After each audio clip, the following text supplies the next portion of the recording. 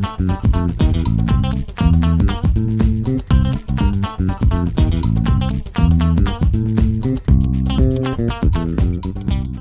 to CEWT Talk. This broadcast is brought to you by the Continuing Education Workforce Training Division of Idaho State University's College of Technology.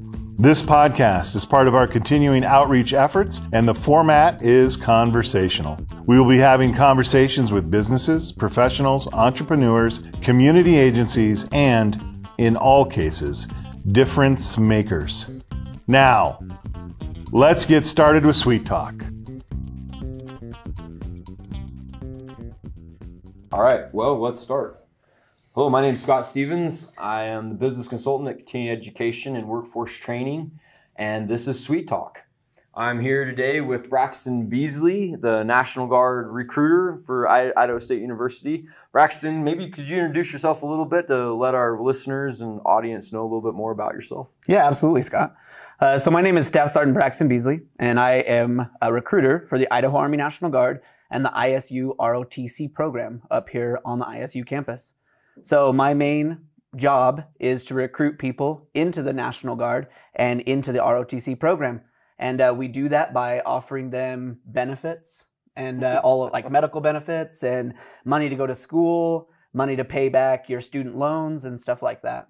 Right on, and adventure, right? Do Absolutely. you talk to your students about the adventure that they're going to have going into the National Guard? You bet. Right on. I was a Guard person as well, so I have a lot of respect for the National Guard. A lot of times, a recruiter will tell you it's only 2 weeks, or excuse me, it's 2 weeks a year, 1 weekend a month. But that 1 weekend a month, it's a commitment though. Like that 1 weekend a month is. Oh, absolutely, it is. It's usually on the most inconvenient weekend, and that 2 weeks a year is it's a challenge. Yeah, and really we say that it's more like 2 to 3 weeks in the summertime now. Oh, really? Because it's more than 2 weeks, you know. And then just like you said, it's absolutely a commitment. So if you're any branch of the military that you're going to join, it's going to be a commitment. And so you definitely want to be ready for that.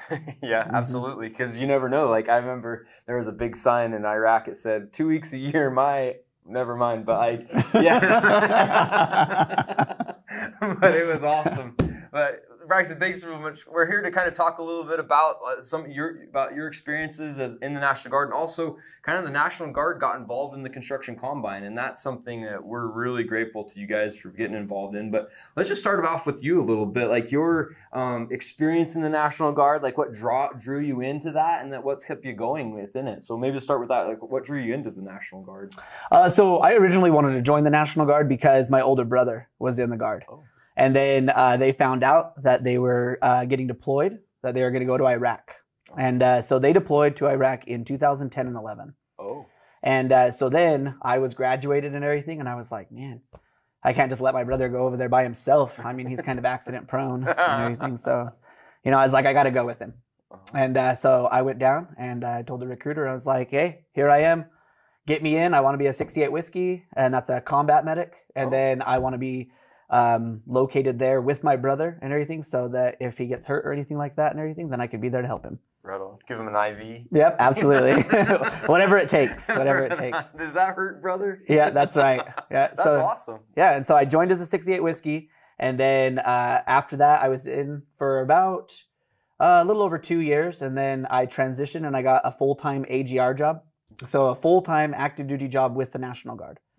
And that was when I changed MOSs or jobs, and I became a 42 Alpha, which is a human resource specialist. Oh, wow. Okay. Yeah. Oh, wow. So then I worked at the battalion level for about 3 years, and then I had an opportunity to transition and come over here into recruiting. And so then I took that opportunity to come over here and work on the ISU campus and work with you guys. Right on. Yeah. That's a lot going on. I want to kind of go back, though. You mentioned you joined the National Guard after you found out your brother was going to deploy. How were you able to get all that the timeline for that? Because usually, if I understand correctly, you have about 8 weeks of basic training, and then you have another quite a few more weeks for your medical training and stuff like that. How were you able to fit all that in? That's got to be some story there. Yeah, so it was 10 weeks of basic training and then 17 weeks of AIT training to become a medic. Wow. And so they got the Raging Bull text message and email about a year out. Oh. And so then I had time to go over there and get sworn in and everything and go to basic training and AIT and stuff like that. But the timeline and everything didn't quite match up with the deployment. So I was gone to basic and AIT while my brother was gone to Iraq. Oh, really? Oh, so you didn't get out there with Yeah, them. so I did not go to Iraq with them. Man. But I was in training the whole time. But your brother survived. He did. Survived, right on. Yeah, he So came you back didn't get a safe chance- and sound. You didn't get a chance to give him an IV. Nope. Right on. Well, that's cool. I'm glad that he got back. So did you have an opportunity to deploy since then? Have you? So I haven't deployed to a combat zone, but I did go on like a medical humanitarian mission over to Cambodia in 2013. Oh wow, really? Yeah. Wow. So it was as a humanitarian mission. It was. Yeah, with the National Guard. Really? Yeah. Were you with this unit here in Pocatello, or was this something like were you attached to another unit? I was attached to the unit in Boise. Oh wow. Mm-hmm. Yeah, so with the 116th Cavalry Brigade. Mm-hmm. Wow. And so, and tell us a little bit about this mission. I had never heard about this before. Yeah. Yeah, so we do a lot of different missions with a lot of different countries all over the world.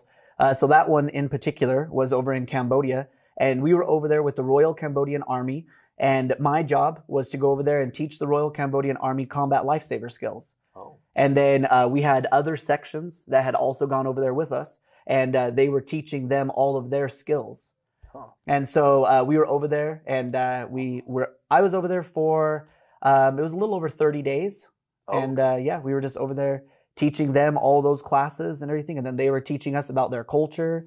And it was absolutely one of the most amazing experiences of my life. Really? That's awesome. So did you have an interpreter when you're talking with the Cambodians, or was it, did they understand English, or how did your communication work with them? We had to have interpreters, but a lot of them like understood English a lot better than what I had ever imagined. And but we did have to have a translator, especially when we were in the classroom and everything, and was in there like giving our instruction and stuff like that. We definitely had to have interpreters. Wow. So did you go out and, because if I understand it correctly, Cambodia is kind of like a jungle type environment. Did you get a chance to go out in the jungle with them and patrol, or like do some training out there with them? We got to go out into the jungle a little bit, and but then of course we always had the Royal Cambodian Army that was with us, and they just kind of took us on tours around and stuff like that. But we didn't go on patrols necessarily with them. They just kind of toured us around. Mm-hmm. And you mentioned your brother. Now, is he a medic as well, or was a medic as well, or was he part of a different unit and stuff? And did he go with you to Cambodia? So he did not go to Cambodia with me that time, but he's a 13 Bravo, and that's a Cannon crew member, and he has been a 13 Bravo the entire time that he's been in. Oh, really? And I want to say that he joined in 2008. Okay. Yeah, so he's been in for a while, Wow. and he is also an E6. Is he? Yeah. Oh, wow. That's cool. So, and he's still in? He is. Really? Mm-hmm. So do you guys, is there like a friendly competition between you guys, like on PT scores, or like, assessments, like NCOERs and stuff like that? Oh yeah, absolutely. Right on. Yeah, there always is. And so especially, it's the main one is with rank, because he's been in longer than I have been, but we're the same rank. And so I always tell him all the time, that I'm like, oh, now I'm going to get my E7 before you, and so yeah, we've done that forever. I can see that maybe Thanksgiving dinner can be kind of eventful. Is it a little eventful between you and he? It's always eventful in our house. Do you do you guys have like different like rival football teams that you cheer for as well? Like not so much for like sports teams and stuff like that and everything. It's just like healthy brotherly competition and stuff, Right on. Would your mom say that same thing? Like when you have him in a headlock, or he has you in a headlock? Right? Is that how it is? Yeah, that part she might not agree with as being so healthy, but That's awesome. Well, cool. Well, let me kind of get into a little bit like kind of the National Guard got involved with the construction combine, and that, again, we're very grateful for that. Like you guys, I just kind of want to tell a quick story about that, is that we had planned out the entire construction combine, and we were out doing our like terrain walk, if you will, or we were out there kind of like looking at the parking lot, and then somebody's like, oh, what are we going to do about power? And we were like, oh, and somebody threw out the idea, what about the National Guard? And I don't know if we'd actually met before, because, my involvement in National Guard and ROTC and stuff like that.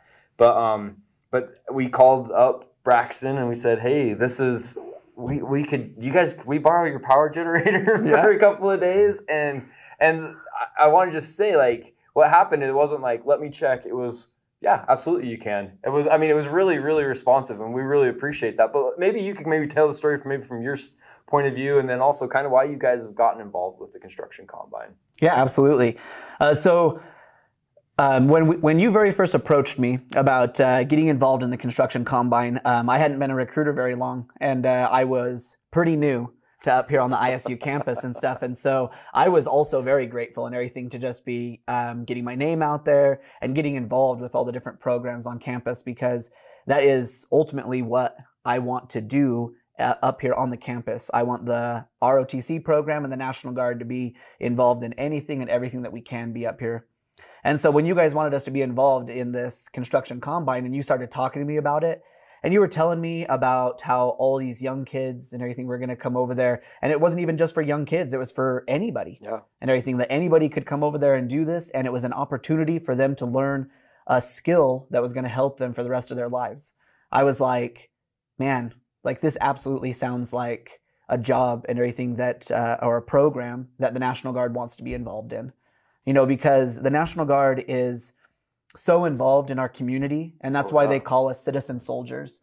And so in my mind, it was just a no-brainer to be involved in the program and everything, and I was honored that you reached out to me. Really? And yeah, I was absolutely more than happy to go over there and get everything set up and, you know, do all the paperwork and everything or whatever so that we could be there and, you know, been there every year since. Yeah, it's been huge. And like and not only like that stemmed it like in other National Guard units, as we rolled the construction combine throughout the state, other National Guard units followed your lead and said, hey, we want to be involved.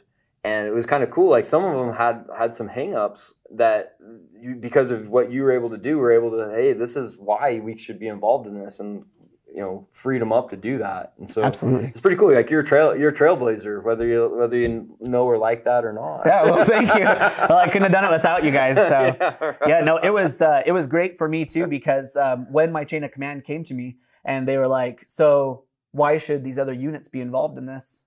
You know, I was already ready and everything, because the whole program and everything speaks for itself.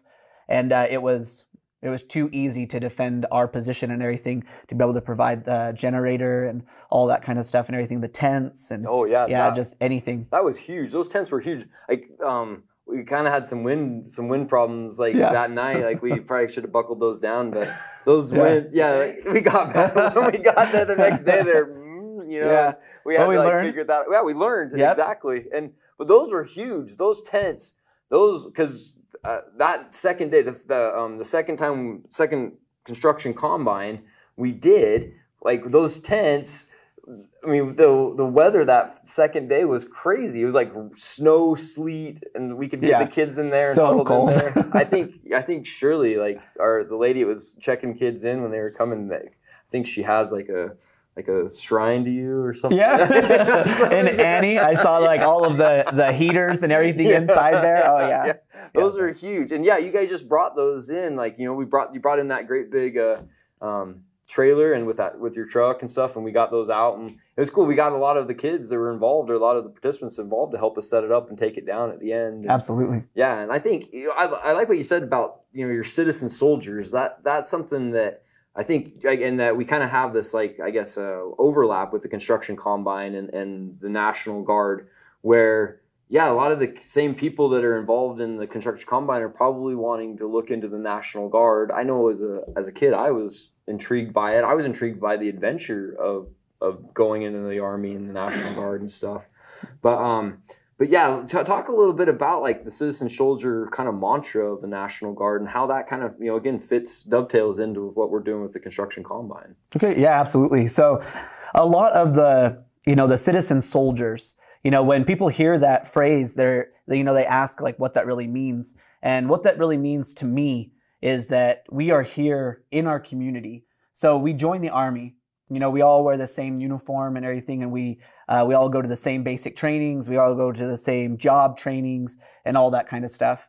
But really, the National Guard are for those people that are very family-oriented and that love their community. You know, because after we go and we get trained on all of our jobs, we come back here and then we use all of that knowledge and all of that experience and that leadership experience and everything that you just learned to bring that back into your community. And I know that with the construction combine, those everybody that's coming in there, they're there to learn a skill, and they're there to learn how to get a job, in those trade schools and like those trade jobs and stuff like that. And those jobs absolutely reflect directly into the National Guard. We have people that we can send, jobs and everything that we send them to, and everything to get trained on how to do all of those things as well.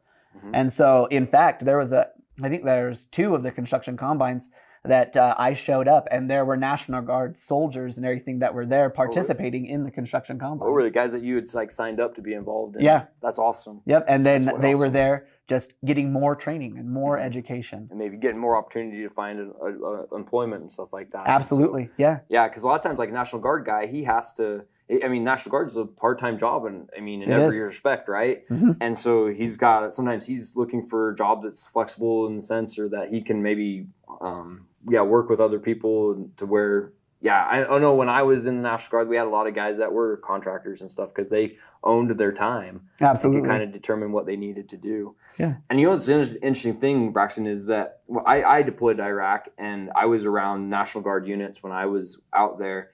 And a lot of those National Guard units had a lot more success with the mission at that time than some of the regular Army units because of what you were just talking about. They had these skills that they knew how to construct and build buildings. They knew how to work with people on a everyday basis rather than like as an Army unit. Like I was in the 82nd Airborne, and really mostly what we did was train to go in on an assault and cause mayhem and death. Absolutely. Not to make light of that situation, but a lot of the National Guard guys were citizens. They understood nation building and how to help people and grow communities and stuff. And so absolutely, yeah. And I think that's kind of neat. Again, like how a lot of this all just comes together to work together to help us to become better. Well, and you just said it too, is that they have the opportunity to go over there and they learn that specific job set for the military. But then in their civilian life, they have the opportunity to learn and do anything that they want outside of that 1 weekend a month and the 2 to 3 weeks in the summertime. Absolutely. And that, again, I think, you get a chance to be in the community, make that community better, but then you can defend that community, right? Absolutely. With, both, when it comes to bombs and bullets, but also like National Guard, you mentioned you went a humanitarian, but National Guard gets called out to fight fires. They get called out to for floods, hurricanes, anything. Yeah, have you had any of those opportunities? I know we get a lot of snow up in some of the higher points in Idaho, and there's always fires going on. Have you had the opportunity to be involved in any of that? I did, yeah. So it was shortly after I came back from basic and AIT. I was in an E3, which is a PFC, and I volunteered to go and help fight the fires that are over in Salmon. Oh, really? Yeah, they were those big ones and everything a few years back and everything. But we were called up to go over there and help with those, and we absolutely went over there and helped. Right on. So how was that experience, like being deployed in your own state? It was different for sure, and Salmon is a beautiful area.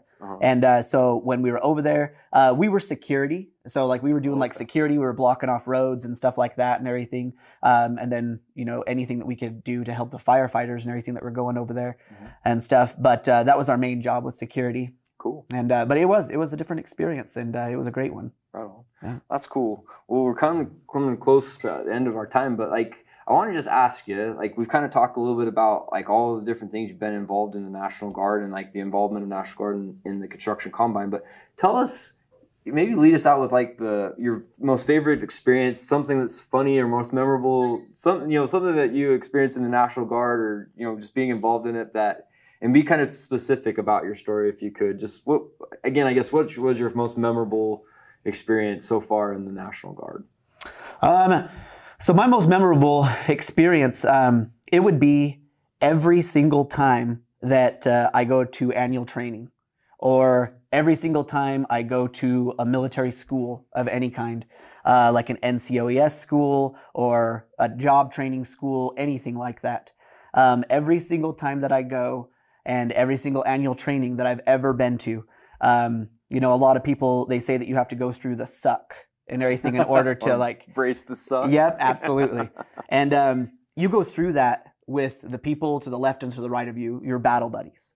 And when you go through all of that together, you create friendships and like that camaraderie that you just can't find anywhere else in the world.